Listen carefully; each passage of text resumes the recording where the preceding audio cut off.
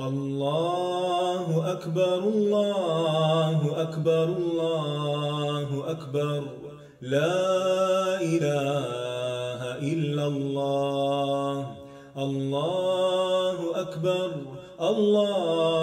اکبر وللہ الحمد اللہ اکبر اللہ اکبر لا الہ الا اللہ اللہ اکبر وللہ الحمد۔ السلام علیکم ورحمۃ اللہ وبرکاتہ۔ نحمده ونصلی علی رسولہ الکریم، اما بعد فاعوذ باللہ من الشیطان الرجیم، بسم اللہ الرحمن الرحیم، رب اشرح لی صدری ویسر لی امری واحلل عقدۃ من لسانی یفقہوا قولی۔ ہم قیامت کے دن کے حالات کے بارے میں پڑھ رہے ہیں۔ آج ہم شفاعت کے بارے میں پڑھیں گے کہ اس کی کتنی اقسام ہیں اور نبی صلی اللہ علیہ وسلم کی اپنی امت کے لیے کیسی شفاعت ہوگی، اور شفاعت کے مستحق کون لوگ ہیں، اور نبی صلی اللہ علیہ وسلم کے علاوہ دیگر کون لوگ شفاعت کریں گے، اور کون لوگ ہیں جو بدبخت شفاعت سے محروم رہیں گے۔ تو قیامت کے دن کے بارے میں اللہ تعالیٰ کا ارشاد ہے، بسم اللہ الرحمن الرحیم، لا اقسم بیوم القیامہ ولا اقسم بالنفس اللوامہ ایحسب الانسان ان لن نجمع عظامہ بلا قادرین علی ان نسوی بنانہ بل یرید الانسان لیفجر امامہ یسأل ایان یوم القیامہ فإذا برق البصر وخسف القمر وجمع الشمس والقمر يقول الإنسان يومئذ أين المفر كلا لا وزر إلى ربك يومئذ المستقر۔ نہیں میں قیامت کے دن کی قسم کھاتا ہوں، اور نہیں میں بہت ملامت کرنے والے نفس کی قسم کھاتا ہوں۔ کیا انسان گمان کرتا ہے کہ بے شک ہم کبھی اس کی ہڈیاں اکٹھی نہیں کریں گے؟ کیوں نہیں، ہم انہیں اکٹھا کریں گے، اس حال میں کہ ہم قادر ہیں کہ اس کی انگلیوں کے پورے درست کر کے بنا دیں۔ بلکہ انسان چاہتا یہ ہے کہ اپنے آگے آنے والے دنوں میں بھی نافرمانی کرتا رہے۔ وہ پوچھتا ہے اٹھ کھڑے ہونے کا دن کب ہوگا، پھر جب آنکھ پتھرا جائے گی اور چاند گہنا جائے گا اور سورج اور چاند اکٹھے کر دیے جائیں گے، اور انسان اس دن کہے گا کہ بھاگنے کی جگہ کہاں ہے؟ ہرگز نہیں، پناہ کی جگہ کوئی نہیں، اس دن تیرے رب ہی کی طرف جا ٹھہرنا ہے۔ سارا معاملہ رب کے سامنے ہوگا، رب کے ساتھ ہوگا۔ تو ہم بات کر رہے تھے کہ شفاعت ہوگی قیامت کے دن۔ شفاعت کا لفظ جو ہے یہ شفاع سے بنا ہے۔ شفاع کا مطلب ہوتا ہے ایک چیز کو دوسری چیز سے ملانا، ایک اکیلا اور دو گیارہ۔ جب ایک کے ساتھ ایک اور چیز ملتی ہے تو وہ اسٹرینتھن ہو جاتی ہے، اس کے لیے آسانی ہو جاتی ہے۔ عدد میں شفع اور وتر جو ہے وہ مشہور ہے۔ وتر کہتے ہیں اکیلے کو، اور طاق کو، آڈ کو، اور شفع کہتے ہیں جفت کو، ایون نمبر کو۔ لیکن ہمارے دین میں شفاعت کا مطلب کیا ہے کہ کسی دوسرے کو فائدہ پہنچانے یا اس سے نقصان دور کرنے کے لیے واسطہ یا ذریعہ بننا، یعنی اس کا ساتھ دینا، کسی کو فائدہ پہنچانے کے لیے یا اس کا نقصان دور کرنے کے لیے، یا یہ حساب کتاب کا فیصلہ کرنے اور گناہوں سے درگزر کر دینے اور ثواب کو زیادہ کرنے کے لیے کچھ شرائط کے ساتھ ذریعہ بنتا ہے یا ذریعہ بننا ہے۔ ٹھیک ہے، یعنی حساب کتاب کا فیصلہ کرنا، گناہوں سے درگزر کر دینا اور ثواب کو زیادہ کرنے کے لیے ذریعہ بننا، یا یہ ایسے شخص کو ذریعہ بنانا ہے جس کو اللہ اجازت دے دے یا اس سے راضی ہو، اور وہ ایسے شخص کی سفارش کرے جس سے اللہ راضی ہو، اور اس بارے میں سفارش کرے جو قیامت کے دن اس کو فائدہ دے۔ تو شفاعت کی شرائط کیا ہوگی؟ نمبر 1 یہ کہ سفارش کرنے والے سے اللہ راضی ہو، ہر کوئی سفارش نہیں کر سکتا، جس کو اللہ اجازت دے گا وہی سفارش کر سکے گا۔ نمبر 2، جس کی سفارش کی جائے اللہ اس سے بھی راضی ہو، یعنی کرنے والے سے تو اللہ راضی ہے، لیکن جس کی وہ کر رہا ہے اس سے راضی نہیں تو اس کا بھی فائدہ نہیں۔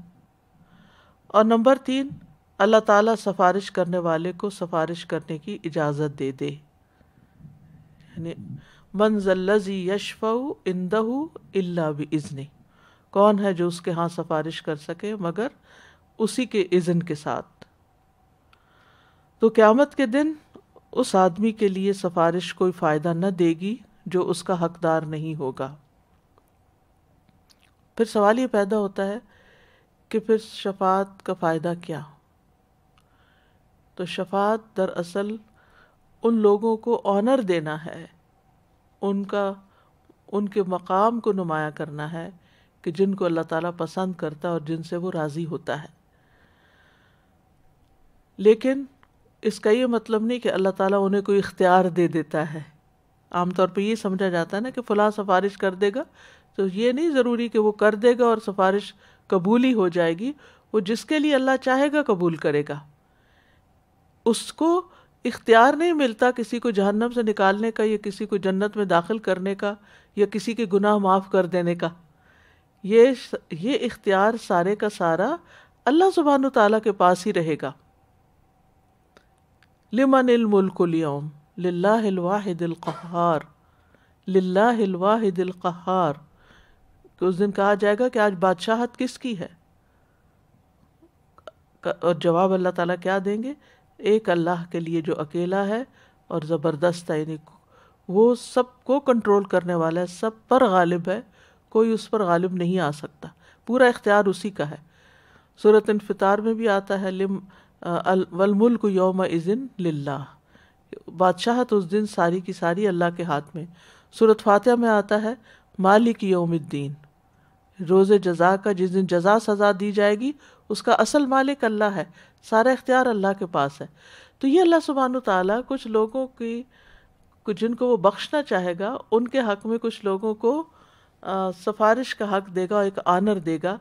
یہ ایسے ہی ہے کہ نبی صلی اللہ علیہ وسلم کی مجلس میں جب کوئی اپنی حاجت لے کر آتا اور آپ اس کی حاجت پوری کرنا چاہتے تو آپ اپنے صحابہ سے کہتے اشفعوا تؤجروا، یعنی تم اس کی سفارش کرو تو تم اجر پاؤ گے، یعنی صحابہ کو آنر بخشتے اور صحابہ کو ثواب کمانے کا موقع دیتے۔ تو یہ ہے شفاعت کا اصل کانسیپٹ۔ بہرحال قیامت کے دن جو شفاعت کا مستحق نہیں اس کے لیے شفاعت کوئی فائدہ بھی نہیں دے گی۔ سورۃ المدثر میں اللہ تعالیٰ فرماتے ہیں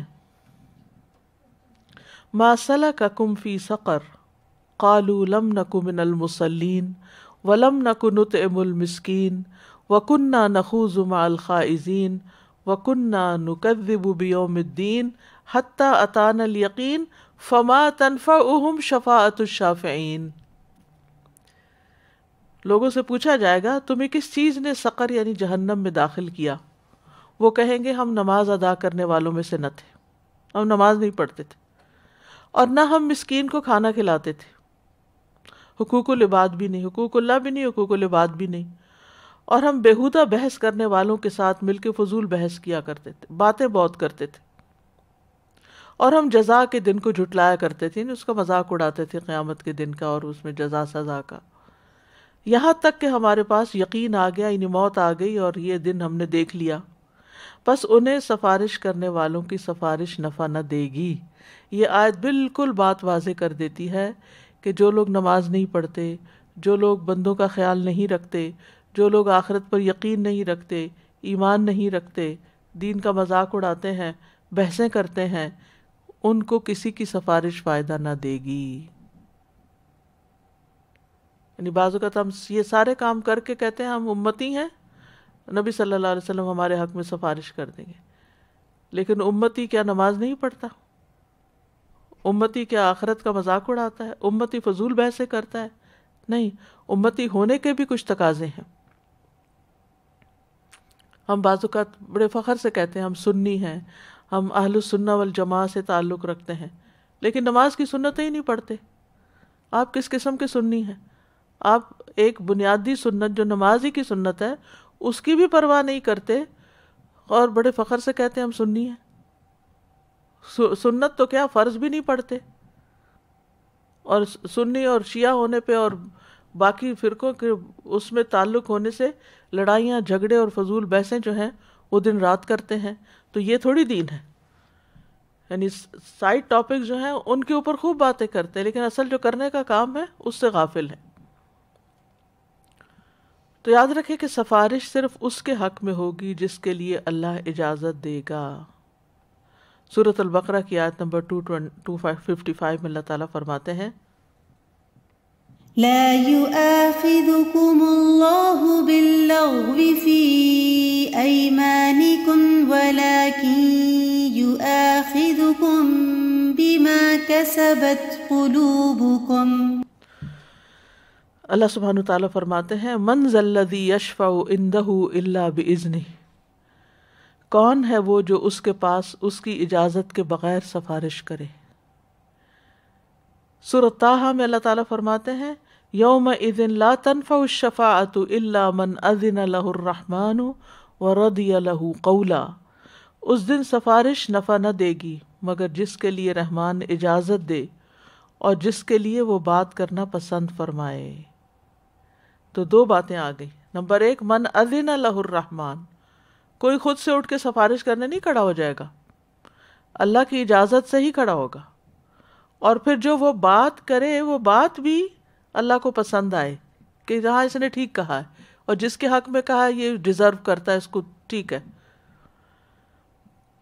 پھر اسی طرح سورۃ سبا میں اللہ تعالیٰ فرماتے ہیں قُلِ ادْعُوا الَّذِينَ زَعَمْتُم مِّن دُونِ اللَّهِ لَا يَمْلِكُونَ مِثْقَالَ ذَرَّةٍ فِي السَّمَاوَاتِ وَلَا فِي الْأَرْضِ وَمَا لَهُمْ فِيهِمَا مِنْ شِرْكٍ وَمَا لَهُمْ مِنْهُمْ مِنْ ظَهِيرٍ وَلَا تَنْفَعُ الشَّفَاعَةُ عِنْدَهُ إِلَّا لِمَنْ أَذِنَ لَهُ، کہہ دیجئے پکارو ان کو جنہیں تم نے اللہ کے سوا گمان کر رکھا ہے، یعنی اپنا الہ سمجھ رکھا ہے.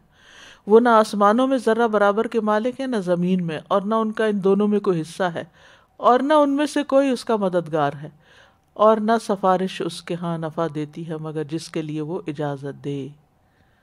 تو سفارش کے لیے، شفاعت کے لیے اللہ تعالیٰ کی اجازت کا ہونا ضروری ہے. اور اسی طرح سورۃ البقرہ کی آیت 123 میں آتا ہے واتقوا يوما لا تجزي نفس عن نفس شيئا ولا يقبل منها عدل ولا تنفعها شفاعة ولا هم ينصرون. اور اس دن سے بچو جب نہ کوئی جان کسی جان کے کچھ کام آئے گی، اور نہ اس سے کوئی فدیہ قبول کیا جائے گا، اور نہ اسے کوئی سفارش نفع دے گی، نہ ان کی مدد کی جائے گی. یعنی آخرت کے دن کے بارے میں اللہ سبحانہ تعالیٰ نے واضح طور پر بتا دیا کہ ہر شخص اپنے لیے کچھ کر کے آئے، اپنا ذمہ خود لے گا. یعنی کہ اس کے پاس کوئی گارنٹی نہیں کہ کوئی اور مجھے پکڑ کے بخشوا دے گا. یعنی اس دن سے ڈرنے سے کہا گیا، اس دن سے ڈرو جس دن کوئی کسی کے کام نہیں آئے گا، کیونکہ شفاعت صرف اسے فائدہ دے گی جس کے لیے رحمان پسند کرے گا. سورۃ النجم میں آتا ہے وَكَم مِّن مَّلَكٍ فِي السَّمَاوَاتِ لَا تُغْنِي شَفَاعَتُهُمْ شَيْئًا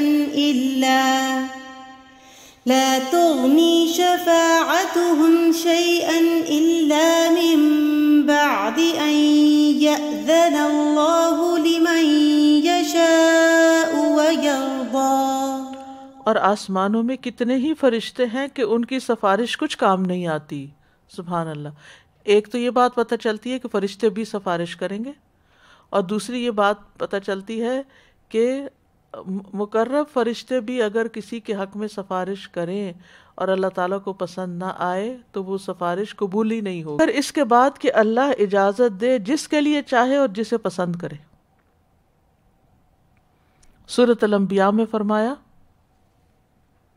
يعلم ما بين أيديهم وما خلفهم ولا يشفعون إلا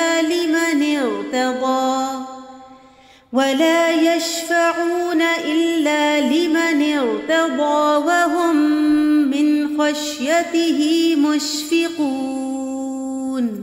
اور وہ سفارش نہیں کرتے مگر اسی کے لیے جسے وہ پسند کرے، اور وہ اسی کے خوف سے ڈرنے والے ہیں. تو یہ بات بالکل واضح ہو گئی کہ اصل اختیار اللہ کا ہے، اور شفاعت صرف اس کے لیے فائدہ دے گی جس کے لیے اللہ تعالیٰ پسند کرے گا. حتیٰ کہ فرشتے بھی اللہ کی اجازت کے بغیر شفاعت نہیں کر سکتے. قرآن مجید میں آتا ہے وَقَالُوا اتَّخَذَ الرَّحْمَنُ وَلَدًا سُبْحَانَهُ بَلْ عِبَادٌ مُکرمون. اور انہوں نے کہا رحمان نے کوئی اولاد بنا رکھی ہے، وہ پاک ہے، بلکہ وہ بندے ہیں جنہیں عزت دی گئی ہے. وہ بات کرنے میں اس سے پہل نہیں کرتے اور وہ اس کے حکم کے ساتھ ہی عمل کرتے ہیں. وہ جانتا ہے جو ان کے سامنے اور جو ان کے پیچھے ہے، اور وہ سفارش نہیں کرتے مگر اسی کے لیے جسے وہ پسند کرے، اور وہ اسی کے خوف سے ڈرنے والے. یعنی کسی کا مقام اللہ کی نگاہ میں کتنا بھی بڑا ہو، پھر بھی وہ اپنی مرضی سے کوئی تصرف نہیں کر سکتا. اس لیے ہمیں سب سے بڑھ کر اللہ سبحانہ وتعالیٰ کے ساتھ ہی اپنا تعلق درست کرنے کی ضرورت ہے. ظاہر اور باطن میں اسی سے ڈرنے کی ضرورت ہے، اسی کے آگے جھکنے کی ضرورت ہے، اسی سے دعائیں مانگنے کی ضرورت ہے. یہاں تک کوئی بات آپ کہنا چاہیں؟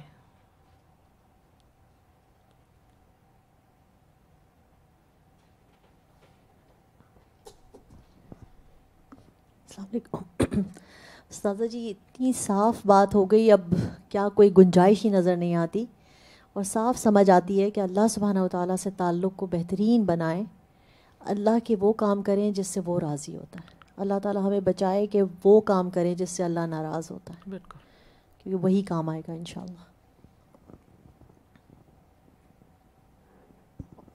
جو شرک کرنے والے ہوتے ہیں ان کے کتنی دماغ بند، دل بند، آنکھیں بند ہوتی ہیں، بالکل نہیں سوچ رہے ہوتے کہ یہ جو بزرگ ہیں یا یہ فرشتے ہیں یا یہ کیا ہیں، یہ کون ہیں جو ہماری سفارش کریں گے. اور وہ یہی بات ایک بات کہتے ہیں کہ بھئی ہم تو ڈائریکٹ کبھی کوئی، وہ تو ایسی دنیا کی مثالیں دیتے ہیں کہ ہم پریزیڈنٹ پرائم منسٹر کے پاس تو جا نہیں سکتے، ہمیں وی ہیو ٹو ٹیک سہارا آف سم بڈی، اور پھر اس کے ساتھ ہم بات کرنے کے لیے ہمیں ضروری ہے کہ کسی نہ کسی کو بیچ میں تعلق رکھیں.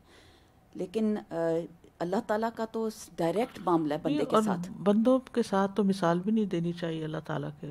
جی وَلِلَّهِ الْمَثَلُ الْأَعْلَى. بالکل صحیح. اللہ کو بندوں پہ کیوں قیاس کرتے ہیں؟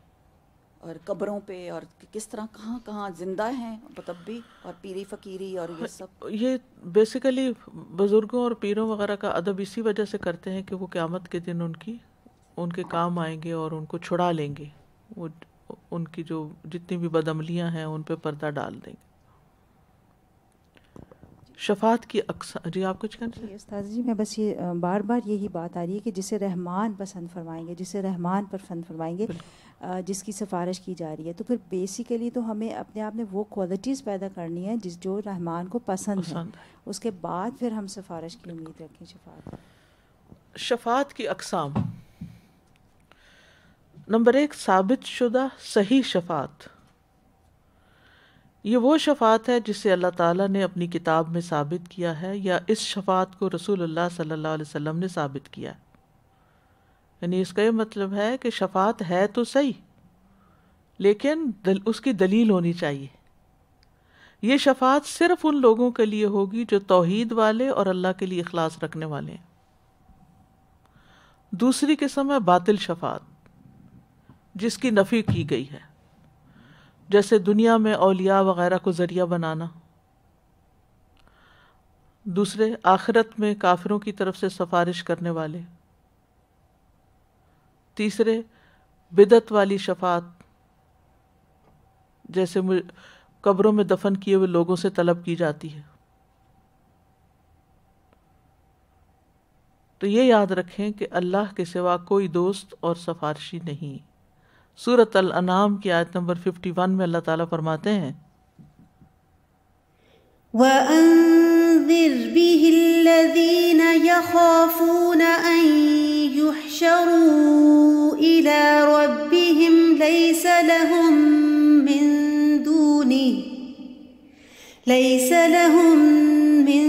دُونِهِ وَلِيٌّ وَلَا شَفِيعٌ لَعَلَّهُمْ يَتَّقُونَ۔ اور اس کے ساتھ ان لوگوں کو ڈراؤ جو خوف رکھتے ہیں کہ اپنے رب کی طرف لے جا کر اکٹھے کیے جائیں گے، ان کے لیے اس کے سوا نہ کوئی دوست ہوگا نہ کوئی سفارش کرنے والا تاکہ وہ بچ جائیں۔ یعنی اشارہ ہے کہ ایمان لے آئیں تاکہ پھر اللہ سبحانہ تعالیٰ کے ہاں بخشش کا کوئی سامان ہو۔ سورۃ السجدہ میں فرمایا اللہ الذی خلق السماوات والأرض وما بينهما في 6 أيام ثم استوى على العرش ما لكم من دونه من ولي ولا شفيع أفلا تتذكرون۔ اللہ وہ ہے جس نے آسمانوں اور زمین اور ان دونوں کے درمیان کی ہر چیز کو 6 دنوں میں پیدا کیا، پھر وہ عرش پر بلند ہوا، اس کے سوا تمہارا نہ کوئی دوست ہے نہ کوئی سفارش کرنے والا، تو کیا تم نصیحت حاصل نہیں کرتے؟ افلا تتذکرون۔ اب سوال یہ پیدا ہوتا ہے کہ یہاں یہ کہا گیا کہ اللہ ہی سفارش کرنے والا ہے، یعنی اس کے سوا تمہارا کوئی سفارشی نہیں یا دوست نہیں، تو مطلب یہ ہے کہ اس کی اجازت کے بغیر تمہارا کوئی سفارشی نہیں۔ باطل معبود اللہ تعالیٰ کے ہاں سفارش نہیں کر سکتے۔ سورۃ یونس میں اللہ تعالیٰ فرماتے ہیں وَيَعْبُدُونَ مِن دُونِ اللَّهِ مَا لَا يَضُرُّهُمْ وَلَا يَنفَعُهُمْ وَيَقُولُونَ هَؤُلَاءِ شُفَعَاؤُنَا عِندَ اللَّهِ قُلْ أَتُنَبِّئُونَ اللَّهَ بِمَا لَا يَعْلَمُ فِي السَّمَاوَاتِ وَلَا فِي الْأَرْضِ سُبْحَانَهُ وَتَعَالَى عَمَّا يُشْرِكُونَ۔ اور وہ اللہ کے سوا ان چیزوں کی عبادت کرتے ہیں جو نہ انہیں نقصان پہنچاتی ہیں اور نہ نفع، یعنی باطل معبود، اور کہتے کیا ہیں، کیوں ہم ان کی وہ کر رہے ہیں عبادت، کہ یہ لوگ اللہ کے ہاں ہمارے سفارشی ہیں، یہ وسیلہ بنیں گے۔ کہہ دیجئے کیا تم اللہ کو اس چیز کی خبر دیتے ہو جسے نہ وہ آسمانوں میں جانتا ہے اور نہ زمین میں؟ وہ پاک ہے اور بہت بلند ہے اس سے جو وہ شریک بناتے ہیں۔ تو بہرحال یہ بات بھی واضح ہو گئی کہ مشرکین مکہ یا دیگر مشرکین اللہ کے سوا جس کسی کی بھی، چاہے وہ زندہ کی، چاہے وہ مرے ہوئے کی، چاہے وہ پتھر کی یا حجر کی یا شجر کی، کسی بھی چیز کی جو عبادت کرتے ہیں یہ سوچ کے کہ ہؤلاء شفعاؤنا عند اللہ، یہ اللہ کے ہاں ہماری سفارش کریں گے، تو یہ عقیدہ بالکل باطل ہے، اس کی کوئی اصل نہیں اور اس سے کچھ حاصل ہونے والا نہیں۔ ہاں، جو شفاعت ثابت ہے اور صحیح ہے کہ وہ ہوگی، اس کی پہلی قسم ہے عام شفاعت۔ یہ شفاعت نبی صلی اللہ علیہ وسلم، دوسرے انبیاء، صدیقین، شہداء اور صالحین، نیک لوگوں کے لیے ثابت ہے کہ وہ کریں گے۔ کیا شفاعت ہوگی ان کی؟ نمبر 1، جنت میں درجات کی بلندی کی شفاعت۔ جیسے ہم دعا کرتے ہیں نا کہ ورفع درجتہ فی المہدیین، حضرت ابو سلمہ فوت ہوئے تھے تو اس وقت نبی صلی اللہ علیہ وسلم نے ان کی بخشش کی جو دعا کی تھی، یہ دعا بھی ایک سفارش ہی ہوتی ہے اصل میں، آگے اللہ چاہے تو قبول کرے تو چاہے نہ کرے کسی کے حق میں. یہ جو ہم زندہ کے حق میں یا مردہ کے حق میں جو دعائیں کرتے ہیں نا، یہ بھی سفارش کی ایک قسم ہے کہ ہم کہتے ہیں اللہ تعالیٰ اس کو بخش دے، اس کے درجے بلند کر دے. تو اب کسی کی دعا قبول ہو سکتی اور کسی کی نہیں، اور کسی کے حق میں قبول ہو سکتی اور کسی کے حق میں قبول نہیں بھی ہو سکتی. اسی طرح ہم میت کی طرف سے جو صدقہ کرتے ہیں یا کوئی بھی ایسی چیز، تو وہ بھی اللہ کے اختیار میں، چاہے تو قبول کرے چاہے نہ کرے. تو اس لیے اصل ان ساری باتوں کی سمجھ یہ آتی ہے کہ انسان کو اپنی زندگی میں خود سب سے پہلے خود اپنے ہاتھوں اپنے لیے کچھ کرنے کی ضرورت ہے. یعنی صرف اس چیز پر امید لگا کے نہ بیٹھ جائیں کہ بچے ہیں وہ دعا کر دیں گے، وہ کوئی اور کر دے گا. نمبر 2، آراف والوں کو جنت میں داخل کرنے کی شفاعت. آپ کو معلوم ہے نا کہ جن لوگوں کی نیکیاں اور برائیاں ایک جیسی ہوں گی وہ نہ جنت میں جائیں گے نہ جہنم میں، وہ ایک درمیان میں بلند مقام ہوگا آراف، جس پر ان کو روک دیا جائے گا، انتظار کریں گے. وہ سورۃ الاعراف اس کے نام سے مشہور ہے، اور اس میں تفصیل آتی ہے کہ وہ جنت والوں کی طرف دیکھیں گے تو امید کریں گے کہ ہمیں اللہ تعالیٰ اس میں داخل کر دے، اور جب وہ جہنم والوں کی طرف دیکھیں گے تو ڈریں گے اور دعا کریں گے کہ ہمیں اللہ تعالیٰ ان ظالموں کے ساتھ نہ ڈالے. تو وہ لوگ شفاعت کے ذریعے جنت میں داخل کر دیے جائیں گے. نمبر 3، توحید پرست نافرمان لوگ جو جہنم کے حقدار بن چکے ہیں، ان کے حق میں شفاعت کرنا کہ وہ جہنم میں داخل نہ ہوں، یہ ایک درجہ ہے. اور جو جہنم میں جا چکے ہوں گے، جیسے پل صراط سے گر کے نیچے، تو لیکن توحید پر ہیں مگر کبیرہ گناہ کرتے رہے، توبہ نہیں کی، نافرمان تھے، جہنم میں ڈال دیے گئے، تو ان کے لیے بھی شفاعت ہوگی. اس کی تفصیلات آگے آپ پڑھیں گے کہ کہا جائے گا کہ جائیں اور جس کے دل میں ایک درہم کے برابر بھی ایمان ہے اس کو نکال لے، پھر آدھے درہم کے برابر، پھر بالکل آخر میں جس کے دل میں رائی کے دانے کے برابر بھی، اور بائی دا ٹائم وہ کافی سزا بھگت چکے ہوں گے. اور اس میں یہ ہے کہ اس شفاعت کی وجہ سے ان کی سزا میں کمی ہو جائے گی. بالکل ایسے ہی جیسے جیل کا سینٹنس ہوتا ہے نا، کہ کسی کو جیل ہو جاتی ہے، پھر وہ وہاں کسی کی سفارش سے اس کی سزا میں کمی ہو جاتی ہے، یا نکال لیا جاتا ہے، یا بیل ہو جاتی ہے.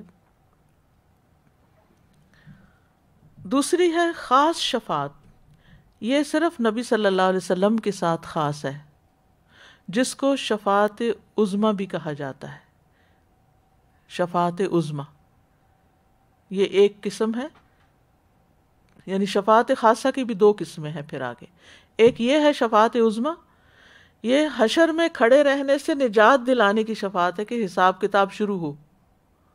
اور اس کا آپ کو معلوم ہے کہ لوگ قیامت کے دن حشر کے میدان میں کھڑے ہوں گے، پسینے میں ڈوبے ہوئے ہوں گے، ان کی بری حالت ہو رہی ہوگی، اور ان کے کیونکہ حساب شروع نہیں ہوگا، وہ کہیں گے کہ ہمارا حساب ہو، چاہے ہمیں جہنم میں بھیجیں، یہاں سے ہمیں نکالیں. اتنی بری حالت ہو جائے گی لوگوں کی، کیونکہ کہتے ہیں نا الانتظار واشد من الموت. تو اس وقت پھر لوگ حضرت آدم کے پاس جائیں گے، اور پھر حضرت نوح کے پاس، اور حضرت ابراہیم کے، اور حضرت موسیٰ کے، اور عیسیٰ کے، اور پھر محمد صلی اللہ علیہ وسلم کے پاس آئیں گے. پھر آپ اللہ سبحانہ وتعالیٰ کے سامنے گر پڑیں گے، عرش کے سامنے، اور پھر دعائیں کریں گے، ایسی حمد کے کلمات کہیں گے جو اس سے پہلے کبھی نہ کہے گئے ہوں. اور پھر آپ اللہ تعالیٰ فرمائیں گے یا محمد اشفع تشفع تستشفع، اے محمد صلی اللہ علیہ وسلم تم شفاعت کرو، یعنی سفارش کرو، تمہاری سفارش قبول کی جائے گی. دوسرا ہے جنت کا دروازہ کھلوانے کی شفاعت. رسول اللہ صلی اللہ علیہ وسلم نے فرمایا انا اول الناس یشفع فی الجنہ، میں لوگوں میں سب سے پہلے جنت میں داخل ہونے کے بارے میں شفاعت کروں گا، یعنی آپ سے پہلے کوئی جنت میں داخل نہیں ہو سکے گا، جنت کا دروازہ ہی آپ کی شفاعت سے کھلے گا۔ تیسرا ہے 70,000 لوگوں کے بغیر حساب کتاب جنت میں داخل ہونے کی شفاعت، اور اس کی تفصیل آپ پڑھ چکے ہیں، جس میں عکاشہ جو تھے، جو ایک بدری اور احدی صحابی تھے، اور ایک اتنا بہت زبردست اللہ پہ توکل کرنے والے تھے، ایک جنگ میں ان کے پاس تلوار نہیں تھی، انہوں نے درخت کی ٹہنی لے کے اسی سے ہی کام شروع کر دیا۔ تو بہرحال پھر ان کی یہ بات جو ہے عکاشہ بازی لے گیا، یہ ایک ضرب المثل بھی بن گئی کہ جس کام میں جو 4 رنرز ہوتے ہیں ان کے لیے، کہ وہ سب سے آگے نکل گیا۔ اور پھر اس کی بھی آگے تفصیلات ہیں کہ 70,000 تو تھوڑے ہیں، پھر آپ کو اختیار دیا گیا کہ ہر ایک کے ساتھ مزید 70,000 یا ہر 1000 کے ساتھ مزید 70,000 کو اسی طرح داخل کیا جائے گا۔ نمبر 4، آپ صلی اللہ علیہ وسلم کی شفاعت اپنے چچا ابو طالب کے بارے میں۔ ابو سعید خدری کہتے ہیں انہوں نے نبی صلی اللہ علیہ وسلم سے سنا کہ آپ کی مجلس میں آپ کے چچا کا ذکر ہو رہا تھا، تو آپ نے فرمایا شاید قیامت کے دن انہیں میری شفاعت کام آ جائے، اور انہیں صرف ٹخنوں تک جہنم میں رکھا جائے گا جس سے ان کا دماغ کھولے گا۔ پھر اسی طرح صحیح بخاری میں آتا ہے، عباس بن عبد المطلب کہتے ہیں انہوں نے عرض کیا یا رسول اللہ، کیا آپ نے ابو طالب کو ان کی وفات کے بعد کوئی فائدہ پہنچایا؟ وہ آپ کی حفاظت کیا کرتے تھے، آپ کے لیے لوگوں پر غصہ ہوا کرتے تھے۔ آپ نے فرمایا کہ ہاں، وہ جہنم میں اس جگہ پر ہیں جہاں ٹخنوں تک آگ ہے، اگر میں نہ ہوتا تو وہ آگ کے نچلے طبقے تک ہوتے، کیونکہ وہ بالآخر ابو جہل کی بات میں آگے تھے اور ایمان نہیں لائے تھے۔ اب ہے نبی صلی اللہ علیہ وسلم کی اپنی امت کے لیے شفاعت۔ شفاعت کے ذریعے آپ کو فضیلت بخشی گئی۔ نبی صلی اللہ علیہ وسلم نے فرمایا مجھے 5 چیزیں ایسی دی گئی ہیں جو مجھ سے پہلے کسی کو نہیں دی گئی تھیں، ان میں سے ایک یہ ہے کہ مجھے شفاعت عطا کی گئی ہے، یعنی آپ کو اجازت ملے گی اپنی امت کے حق میں شفاعت کرنے کی۔ نبی صلی اللہ علیہ وسلم نے اپنی قبولیت والی دعا کو امت کے لیے محفوظ کیا ہے۔ آپ نے فرمایا مجھ سے کہا گیا کہ آپ مانگیں کیونکہ ہر نبی نے مانگا ہے، سل فإن کل نبی قد سأل۔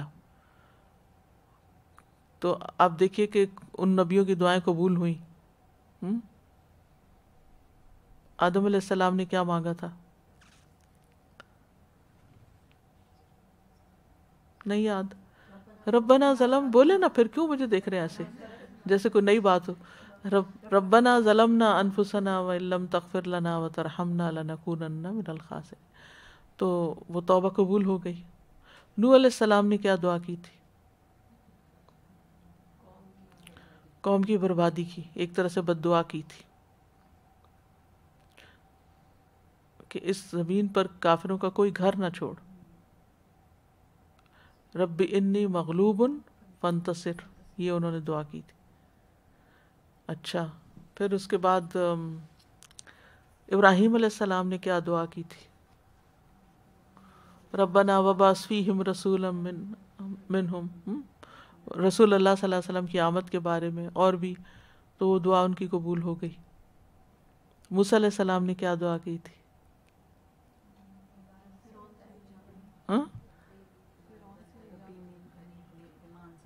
ربی انی لما انزلت الی من خیر فقیر۔ تو کتنی جلدی ساری نعمتیں برکتیں آ گئی تھیں ان کے پاس، ٹھیک ہے۔ پھر اسی طرح ایوب علیہ السلام کی دعا قبول ہوئی تھی، انی مسنی الضر وانت ارحم الراحمین۔ یونس علیہ السلام کی دعا لا الہ الا انت سبحانک انی کنت من الظالمین۔ زکریا علیہ السلام کی دعا جو اولاد کے لیے کی تھی۔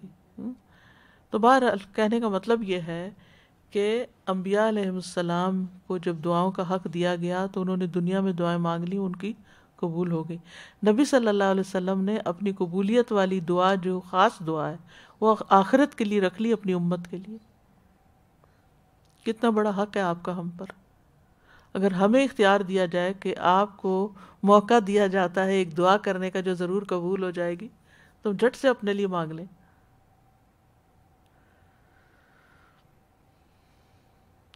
تو نبی صلی اللہ علیہ وسلم فرماتے ہیں مجھ سے کہا گیا آپ مانگیں کیونکہ ہر نبی نے مانگا ہے، لیکن میں نے اپنا سوال قیامت تک کے دن تک مؤخر کر دیا جس کا فائدہ تمہیں اور لا الہ الا اللہ کی گواہی دینے والے ہر شخص کو ہوگا۔ اسی لیے آپ کبھی پل صراط پر ہوں گے، کبھی آپ حوض پر ہوں گے، یعنی دنیا میں بھی آپ فکر کرتے تھے اپنی امت کی، اور آخرت میں بھی اپنی امت کی فکر کریں گے۔ وہ آیت یاد ہوگی، ان تعذبہم فانہم عبادک وان تغفر لہم فانک انت العزیز الحکیم۔ تو یہ اپنی امت ہی کے لیے دعا کرتے رہے، روتے رہے ساری رات،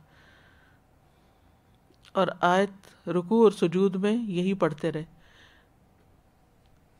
یہ دعا ہی کی ایک قسم ہے، اس لیے سجدے میں پڑھی گئی، اور اس سے یہ دلیل ملتی ہے کہ سجدے میں قرآنی دعا پڑھی جا سکتی ہے۔ ٹھیک ہے،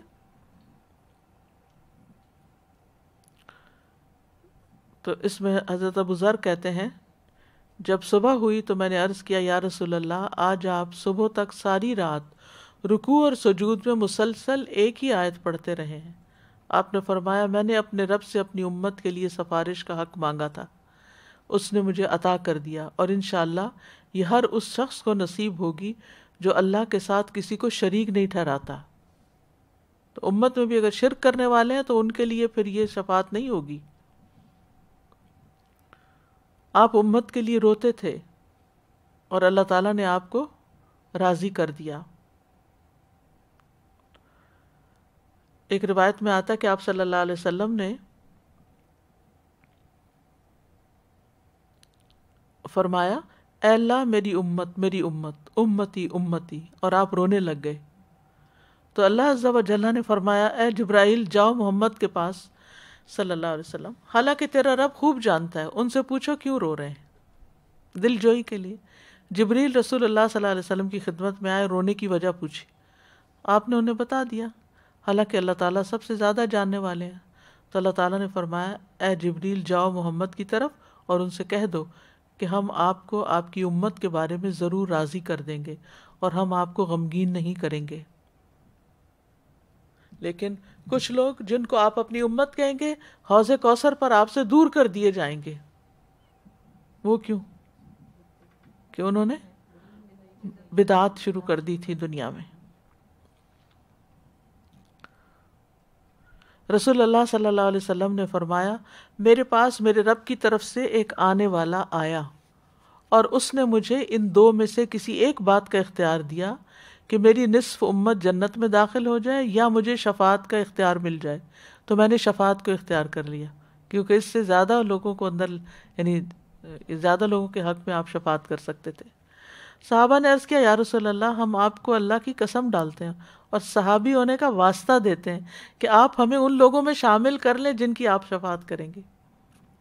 جب انہوں نے آپ سے اصرار کیا تو آپ نے فرمایا میں تمہیں گواہ بناتا ہوں کہ میری امت میں سے ہر وہ شخص جو اس حال میں مرے کہ اللہ کے ساتھ کسی کو شریک نہ ٹھہراتا ہو وہ میری شفاعت میں شامل ہے۔ اسی لیے کہتے ہیں نا جو مرتے وقت لا الہ الا اللہ پڑھے گا وہ جنت میں داخل ہوگا۔ لیکن یاد رکھیے کہ مرتے وقت لا الہ الا اللہ پڑھنے کے لیے زندگی میں بھی اس کی تکرار بڑی ضروری ہے۔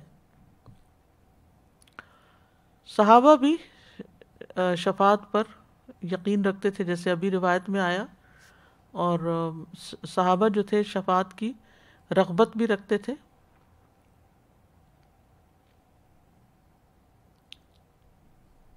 ایک طویل حدیث اس سلسلے میں آتی ہے۔ عوف بن مالک اشجعی کہتے ہیں کہ ہم نے رسول اللہ صلی اللہ علیہ وسلم کے ساتھ ایک سفر کیا، یہاں تک کہ جب رات ہو گئی تو میری آنکھ سے نیند اڑ گئی۔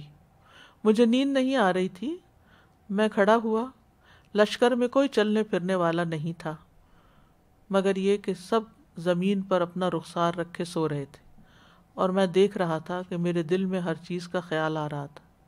صحابہ کی جنگوں کے بارے میں پتہ چلتا ہے نا کہ کس طرح لشکر یعنی مٹی کے اوپر ہی سو جایا کرتے تھے، ان کے پاس کوئی بسترے نہیں ساتھ لے کے جاتے تھے۔ بس میں نے کہا ضرور میں رسول اللہ صلی اللہ علیہ وسلم کے پاس چلوں گا اور آپ کی رات بھر پہرہ داری کرتا رہوں گا یہاں تک کہ میں صبح کر لوں۔ چنانچہ میں لوگوں سے پھلانگتے ہوئے نکلا یہاں تک کہ میں لشکر سے باہر نکل گیا۔ اچانک میں نے کچھ لوگ دیکھے، سو میں ان کی طرف جانے کا ارادہ کیا میں نے۔ وہ عبیدہ بن جراح اور معاذ بن جبل تھے۔ دونوں مجھ سے کہنے لگے تمہیں کس چیز نے باہر نکالا؟ میں نے کہا جس چیز نے تمہیں نکالا۔ بس ہم ایک درخت کے جھنڈ کے سامنے تھے جو ہم سے دور نہیں تھا۔ ہم اس جھنڈ کی طرف چل دیے تو وہاں ہم نے شہد کی مکھی کی بنبناہٹ اور ہوا کی سرسراہٹ سنی۔ بس رسول اللہ صلی اللہ علیہ وسلم نے فرمایا کیا یہاں ابو عبیدہ موجود؟ یعنی آپ وہاں تھے؟ ہم نے کہا جی ہاں۔ آپ نے پوچھا معاذ بن جبل؟ ہم نے کہا جی ہاں۔ پوچھا عوف بن مالک؟ ہم نے کہا جی ہاں۔ چنانچہ رسول اللہ صلی اللہ علیہ وسلم ہماری طرف نکل کر تشریف لائے۔ ہم نے آپ سے کسی چیز کے بارے میں کوئی سوال نہ کیا۔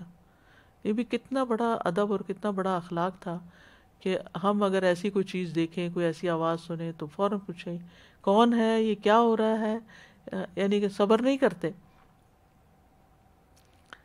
اور ہم میں سے کسی نے آپ سے کسی چیز کے بارے میں نہیں پوچھا یہاں تک کہ آپ اپنے ٹھکانے پر چلنے لگے، یعنی اس جھنڈ سے نکل کر۔ پھر آپ نے فرمایا کیا میں تمہیں اس چیز کی خبر نہ دوں جس کے بارے میں ابھی ابھی میرے رب نے مجھے اختیار دیا ہے؟ ہم نے کہا جی ہاں اللہ کے رسول۔ آپ نے فرمایا اللہ تعالیٰ نے مجھے یہ اختیار دیا ہے کہ یا تو وہ میری امت کے 2/3 لوگوں کو جنت میں بغیر حساب اور عذاب کے داخل کر دے یا مجھے شفاعت کا حق دے دے۔ ہم نے کہا اللہ کے رسول آپ نے کون سی بات اختیار کی؟ آپ نے فرمایا میں نے شفاعت کا اختیار کیا۔ ہم سب نے کہا اللہ کے رسول ہمیں اپنی شفاعت والوں میں شامل کر لیجئے۔ آپ نے فرمایا میری شفاعت ہر مسلمان کے لیے ہے۔ ابن حبان اپنی حدیث میں کہتے ہیں معاذ رضی اللہ عنہ نے کہا اللہ کے رسول میرے ماں باپ آپ پہ قربان، آپ میرا درجہ بخوبی جانتے ہیں، مجھے ان میں شامل کر لیجئے۔ آپ نے فرمایا تم ان میں سے ہو۔ عوف بن مالک اور ابو موسیٰ نے کہا اے اللہ کے رسول آپ بخوبی جانتے ہیں ہم نے اپنے مال، اقارب، اپنی اولاد چھوڑی اور اللہ اور اس کے رسول پر ایمان لائے، سو آپ ہمیں ان لوگوں میں شامل یعنی شفاعت والوں میں شامل کر لیجئے۔ آپ نے فرمایا تم دونوں بھی ان میں سے ہو۔ تو وہ کہتے ہیں پھر ہم لوگوں تک پہنچے تو نبی صلی اللہ علیہ وسلم نے فرمایا میرے پاس میرے رب کی طرف سے آنے والا آیا ہے اور مجھے اختیار دیا گیا کہ میری آدھی امت جنت میں جائے یا شفاعت اختیار کر لوں۔ لوگوں نے کہا اللہ کے رسول ہمیں ان میں سے کر لیجئے، یعنی شفاعت والوں میں سے۔ پس آپ نے فرمایا خاموش ہو جاؤ، تو وہ خاموش ہو گئے، گویا کہ کوئی بھی نہیں بول رہا تھا۔ تو رسول اللہ صلی اللہ علیہ وسلم نے فرمایا شفاعت اس کے لیے ہے جو اس حال میں فوت ہو کہ وہ اللہ کے ساتھ کسی کو شریک نہ کرتا ہو۔ تو بہرحال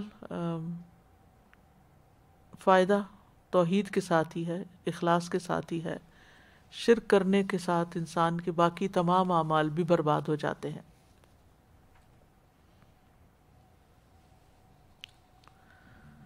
نبی صلی اللہ علیہ وسلم کی شفاعت کی فضیلت بھی ہے۔ عبد الرحمن بن ابی عقیل رضی اللہ عنہ سے روایت ہے، وہ فرماتے ہیں کہ میں ایک وفد کے ساتھ رسول اللہ صلی اللہ علیہ وسلم کے پاس گیا، چنانچہ ہم آپ کے پاس آئے، ہم نے دروازے پر سواریاں بٹھا دیں۔ اس وقت دنیا بھر میں ہمارے دلوں میں سب سے زیادہ قابل نفرت آدمی آپ سے بڑھ کر کوئی نہیں تھا جس پہ ہم داخل ہو رہے تھے، اور جب وہاں نکلے تو آپ سے بڑھ کر محبوب کوئی نہ تھا۔ ہم میں سے کہنے والے نے کہا اللہ کے رسول آپ نے اپنے رب سے ایسی بادشاہی کیوں نہ مانگی جیسی سلیمان علیہ السلام کی بادشاہت تھی؟ آپ مسکرائے اور فرمایا اللہ تعالیٰ کے ہاں تمہارے ساتھی محمد صلی اللہ علیہ وسلم کے لیے سلیمان علیہ السلام کے ملک اور بادشاہت سے بھی بہتر ہے۔ بلا شبہ اللہ تعالیٰ نے کسی نبی کو نہیں بھیجا مگر اسے دعا کا حق دیا۔ ان میں سے بعض نے دنیا کے لیے دعا کی تو وہ انہیں دے دی گئی، اور ان میں سے بعض نے اس دعا کو استعمال کرتے ہوئے اپنی قوم کے لیے بد دعا کی جبکہ انہوں نے ان کی نافرمانی کی، چنانچہ وہ اس بد دعا کی وجہ سے ہلاک و برباد ہو گئے۔ سو اللہ نے مجھے جو حق دیا میں نے قیامت کے دن اپنے رب کے پاس اپنی امت کی شفاعت کے لیے محفوظ رکھا۔ تو سلیمان علیہ السلام نے دعا کی تھی نا رب ہب لی ملکن لا ینبغی لأحد من بعدی، تو وہ قبول ہو گئی۔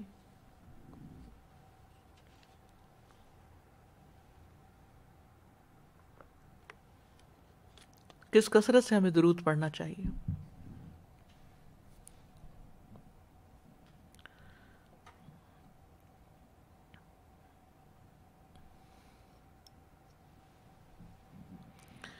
اب یہ ہے کہ نبی یہاں تک کچھ کہنا چاہیں پھر ہم آگے چلیں گے۔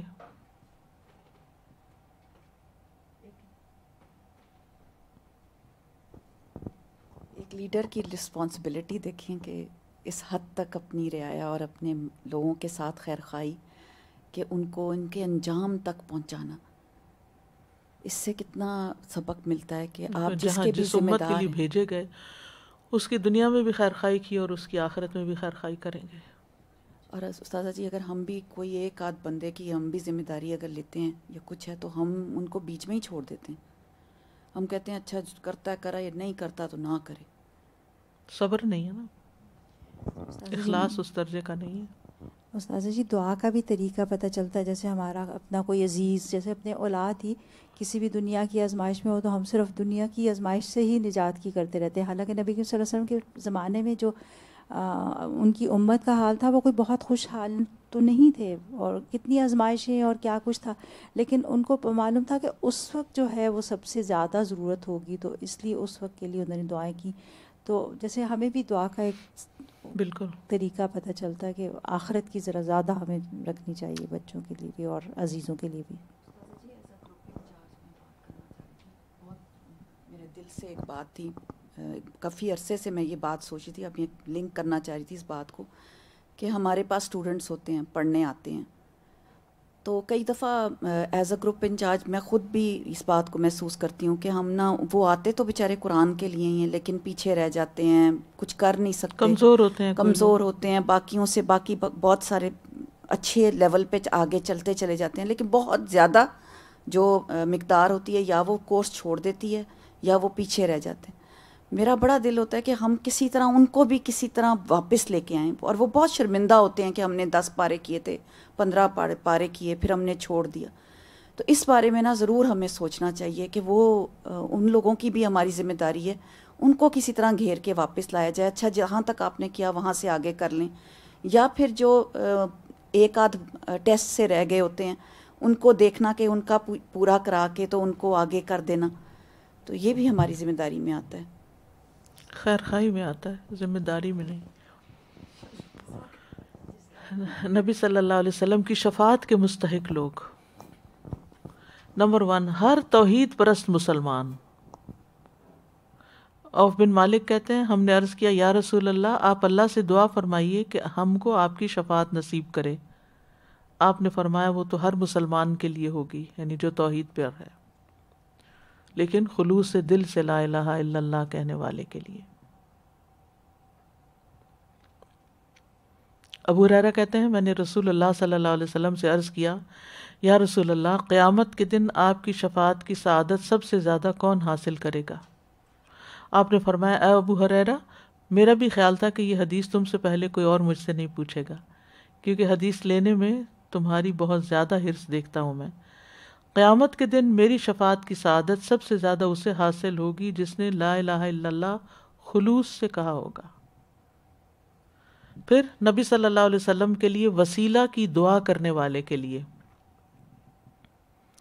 رسول اللہ صلی اللہ علیہ وسلم نے فرمایا جو شخص اذان سن کر یہ کہے تو اسے قیامت کے دن میری شفاعت ملے گی. اللہم رب هذه الدعوة التامة والصلاة القائمة آت محمدا الوسیلة والفضیلة وابعثه مقاما محمودا الذی وعدته.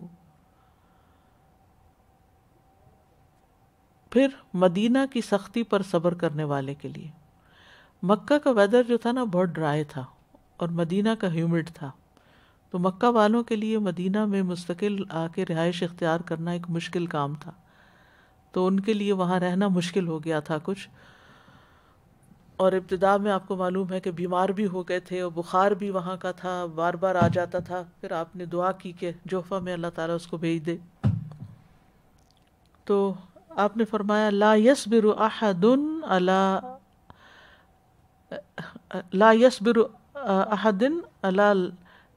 لوائها فيموت الا كنت له شفيعا او شهيدا يوم القيامة اذا كان مسلما. جو آدمی مدینہ کی تکلیفوں پر صبر کرے اور اسی حال میں اس کی موت آ جائے تو میں اس کی شفاعت کروں گا. یا فرمایا کہ میں قیامت کے دن اس کے حق میں گواہی دوں گا جبکہ وہ مسلمان ہو. پھر مدینہ میں فوت ہونے والے کے لیے اللہ ہم سب کو نصیب کرے. نبی صلی اللہ علیہ وسلم نے فرمایا جس سے ہو سکے کہ مدینہ میں مرے تو اسے چاہیے کہ وہ ایسا ہی کرے، کیونکہ جو یہاں مرے گا میں اس کی شفاعت کروں گا.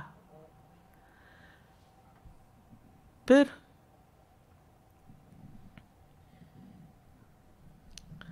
اہل کبائر کے لیے شفاعت. نبی صلی اللہ علیہ وسلم نے فرمایا میری امت میں سے کبیرہ گناہ کے مرتکب کے لیے میری شفاعت ہوگی. یعنی مثلاً ایک شخص ہے نمازیں بھی پڑھی ہیں، روزے، حج، عمرے، لیکن ساتھ ہی کوئی کبیرہ گناہ بھی کیا ہوا ہے تو اب اٹکا پڑا ہے کہ وہ جنت میں نہیں جا سکتا، تو نبی صلی اللہ علیہ وسلم کی شفاعت کے ساتھ ہو جائے. شروع میں نے آپ کو بتایا تھا نا کہ درجے ہیں شفاعت کے، ان میں سے ایک یہ ہے کہ کچھ لوگ شفاعت سے جنت میں داخل کیے جائیں گے اور کچھ شفاعت سے جہنم سے نکالے جائیں گے. اب جیسے آراف والے لوگ شفاعت کے ساتھ بھیجے جائیں گے تو وہ وہی لوگ ہیں نا جنہوں نے نیکیاں بھی کی اور ساتھ غلط کام بھی کیے، تو وہ بیچ میں پھنسے ہوئے اٹکے میں ہیں، تو پھر ان کو کسی ٹھکانے کرنے کے لیے آپ کو یہ آنر دیا جائے گا. نبی صلی اللہ علیہ وسلم کے علاوہ دیگر شفاعتیں بھی ہوں گی. انبیاء اور صدیقین کی شفاعت ہوگی. آپ نے فرمایا قیامت کے دن کہا جائے گا صدیقین کو بلاؤ وہ آ کر سفارش کریں. پھر کہا جائے گا انبیاء کو بلاؤ، چنانچہ بعض انبیاء تو ایسے آئیں گے جن کے ساتھ اہل ایمان کی ایک بڑی جماعت ہوگی، بعض کے ساتھ 5-6 آدمی ہوں گے، بعض کے ساتھ کوئی بھی نہ ہوگا. پھر شہداء کو بلایا جائے گا، چنانچہ وہ اپنی مرضی سے جس کی چاہیں گے سفارش کریں گے، شہید بھی کریں گے. اور شہادت کے لیے کہا جاتا ہے کہ کیا اس میں علماء نے اختلاف کیا ہے کہ کیا ہر طرح کے شہید یا وہ شہید جو میدان جنگ میں شہید ہوا. تو راجح رائے یہی ہے کہ جو میدان جنگ میں شہید ہوا اس کی شفاعت، ورنہ وہ پیٹ سے مرنے والا اور دب کے مرنے والا اور گر کے جل کے وہ بھی شہادت کے درجے کو پاتے ہیں. ابراہیم علیہ السلام کی اپنی اولاد کے لیے فکر مندی. حذیفہ سے روایت ہے کہ نبی صلی اللہ علیہ وسلم نے فرمایا قیامت کے دن ابراہیم علیہ السلام فرمائیں گے اے میرے رب جل و علا فرمائے گا اے میرے بندے میں حاضر ہوں. ابراہیم علیہ السلام کہیں گے اے میرے رب تو نے میرے بچوں کو جلا ڈالا. اللہ تعالیٰ فرمائیں گے جاؤ جس کے دل میں رائی کے برابر یا جو کے دانے کے برابر ایمان ہے اس کو جہنم سے نکال لاؤ. تو یہ ابراہیم علیہ السلام کی شفاعت ہوگی. ہر نبی اپنی امت کے لیے شفاعت کرے گا. پھر شہید جو ہے وہ اپنے اہل خانہ کے 70 آدمیوں کی شفاعت کرے گا جو قبول کی جائے گی. اچھا، اسی طرح کچھ لوگوں کو زیادہ شفاعت کی اجازت دی جائے گی، کچھ کو کم. رسول اللہ صلی اللہ علیہ وسلم نے فرمایا میری امت میں سے ایک آدمی لوگوں کی جماعت کی سفارش کرے گا اور وہ اس کی شفاعت سے جنت میں داخل ہوں گے. کوئی پورے قبیلے کی شفاعت کرے گا اور وہ اس کی شفاعت سے جنت میں جائیں گے. کوئی ایک آدمی ایک شخص کی اور اپنے گھر والوں کی کرے گا تو وہ اس کی شفاعت سے جنت میں جائیں گے. رسول اللہ صلی اللہ علیہ وسلم نے یہ بھی فرمایا کہ ایک شخص 2 اور 3 آدمیوں کی سفارش کرے گا، یعنی کچھ کو کم اختیار ہوگا کرنے کا اور کچھ کو زیادہ کے لیے. نبی صلی اللہ علیہ وسلم نے فرمایا صرف ایک آدمی کی شفاعت سے جو نبی نہیں ہوگا ربیہ اور مضر جیسے 2 قبیلوں یا ایک قبیلے کے برابر لوگ جنت میں داخل ہوں گے، یعنی ان کو وہ آنر بخشا جائے گا. پھر آپ نے فرمایا کہ میری امت کے ایک آدمی کی سفارش کی وجہ سے بنو تمیم کی تعداد سے زیادہ لوگ جنت میں داخل ہوں گے. ہم نے پوچھا یا رسول اللہ یہ شفاعت آپ کے شفاعت کے علاوہ ہوگی؟ آپ نے فرمایا ہاں یہ میری شفاعت کے علاوہ ہوگی. یعنی کچھ لوگوں کو اتنا آنر دیا جائے گا کہ ان کی شفاعت سے ملینز آف پیپل کو جنت ملے گی. یہ ان کو جو جس کا مقام اللہ کے نزدیک جتنا بڑا ہوگا، اور انبیاء کے علاوہ کی بات ہے یہ. تو اسی لیے کہتے ہیں کہ نیک لوگوں کی صحبت اختیار کرو، نیک لوگوں سے محبت کرو. وہ آتا ہے نا احب الصالحین ولست منہم لعل اللہ یرزقنی صلاحا. میں صالحین سے محبت کرتا ہوں اگرچہ میں خود نہیں بھی ہوں، شاید اللہ تعالیٰ مجھے بھی صلاح عطا کرے، یعنی میری بھی کوئی حالت درست کر دے، دنیا میں نیکی کی توفیق دے اور آخرت میں میری بخشش کر دے. اور وہ لوگ کن کی شفاعت کریں گے؟ ان کی، یعنی کہ جب اختیار دیا جائے گا 2 لوگوں کی کر لو، کن کی کریں گے وہ؟ اگر کسی ہاؤس ہولڈ سے کسی ان میں سے کوئی ایک نیک بچہ ہے، کوئی حافظ ہے، وہ حافظ والی حدیث جو ہے نا اس میں ضعف ہے، کم ویک ہے، لیکن 2 روایتیں دونوں میں ضعف ہے. مگر چلیں کچھ نہ کچھ اصل تو ہے کہ اہل قرآن کا بھی ایک وہ مقام ہوگا. تو اب جب اس کو کہا جائے گا کہ تم شفاعت کر سکتے ہو 10 لوگوں کی، اپنے خاندان میں سے کر لو، وہ کن 10 کو چنے گا؟ جو اس کے ساتھ معاملے میں اچھے ہوں گے، جو اخلاق میں اچھے ہوں گے. جیسے دنیا میں جیسے عید ہوتی ہے یا کوئی خاص موقع ہوتا ہے تو ہم بچوں کو عیدی دیتے ہیں، گفٹ دیتے ہیں. یہ اچھا، جب گفٹ دے رہے ہوتے ہیں یا نکال رہے ہوتے ہیں تو جو ان میں سے سب سے اچھا ہوتا ہے وہ کس کو دینے کو دل چاہتا ہے؟ جس کا سب سے زیادہ اچھا تعلق ہوتا ہے، فیوریٹ پیپل. بالکل. تو یہ یاد رکھیے کہ اگر حافظ قرآن شفاعت کرے گا تو وہ اپنے فیوریٹ پیپل ہی کی کرے گا، شہید کرے گا تو وہ بھی اپنے فیوریٹ پیپل کی کرے گا. تو اسی لیے علماء کہتے ہیں کہ شفاعت کے لیے دنیا میں زیادہ سے زیادہ ایسے لوگوں سے محبت کرو، ان کے قریب ہو، تاکہ وہ آخرت میں تمہاری شفاعت کریں. یعنی جیسے صحابہ کرام ہیں، جیسے امت کے علماء ہیں، انبیاء کے بعد جتنے بھی نیک لوگ ہیں. تو یعنی اسی لیے یہ محبت مانگنے کی دعا بھی ہے نا، اللہم ارزقنی حبک وحب من یحبک. یعنی جو لوگ اللہ سے محبت کرتے ہیں اللہ تعالیٰ مجھے بھی ان کی محبت عطا کر. وحب عمل یقربنی الی حبک. لیکن یہ یاد رکھیں کہ جو سفارش کرنے والے ہوں گے وہ صرف توحید پرستوں کی سفارش کر سکیں گے، شرک والوں کی کوئی سفارش نہ کر سکے گا.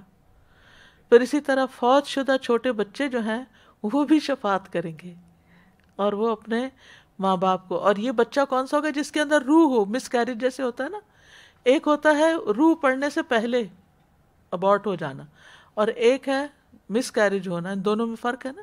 جب روح پڑ جاتی ہے تو پھر جو بچہ نکلتا ہے وہ جو ہیں یہ ان بچوں کو کہا گیا دعامیس الجنہ. دعامیس جو ہے نا، دامس کہتے ہیں گھوڑے کا چھوٹا بچہ جو ہر جگہ بھاگتا پھرتا ہے نا، اور ہر کوئی اس سے پیار کرتا ہے. وہ کسی کے بھی کھیت سے کچھ کھا پی لے، چر چگ لے، اس کو کوئی مائنڈ نہیں کرتا. جیسے چھوٹے بچے ہوتے ہیں، ٹاڈلرز ہوتے ہیں، وہ بھاگتے دوڑتے کبھی اس کے پاس جاتے ہیں، کبھی اس کے پاس جاتے ہیں. تو یہ بچے جو ہیں یہ جنت کے چھوٹے گھوڑوں کے بچوں جیسے ہوں گے. یا ایک معنی یہ بھی کیا گیا کہ جنت کے کیڑے، کیونکہ کیڑے سے ہمارے معاملے میں نا وہ ذرا اچھا تاثر نہیں آتا.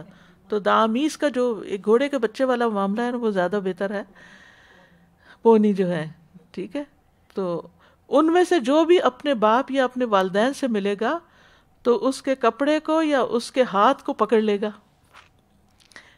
جیسا کہ میں تمہارے کپڑے کو پکڑے ہوئے ہوں. نبی صلی اللہ علیہ وسلم نے کپڑا پکڑ کے فرمایا.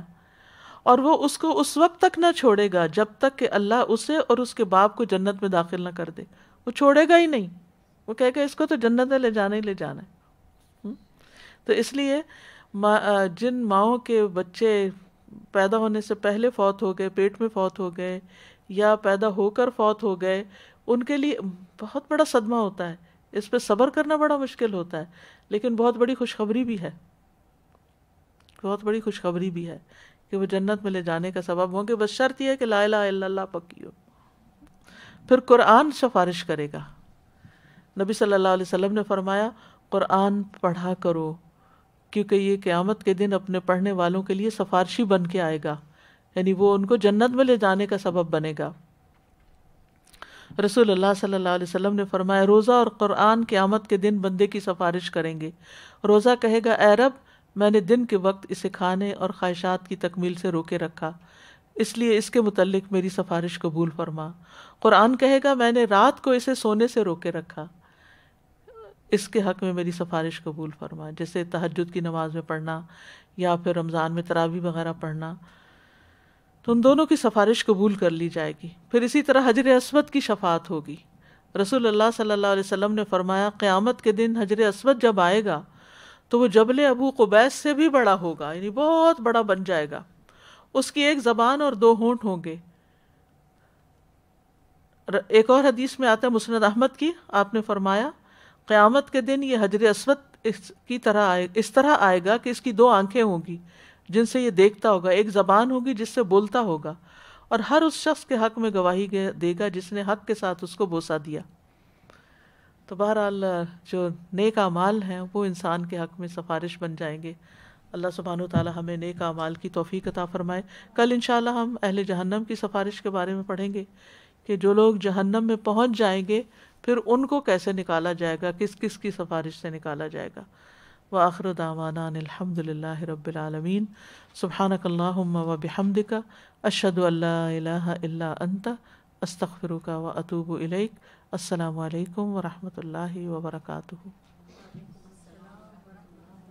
اللهم صل على محمد وعلى آل محمد كما صليت على إبراهيم وعلى آل إبراهيم إنك حميد مجيد۔ اللهم بارك على محمد وعلى آل محمد كما باركت على إبراهيم وعلى آل إبراهيم إنك حميد مجيد۔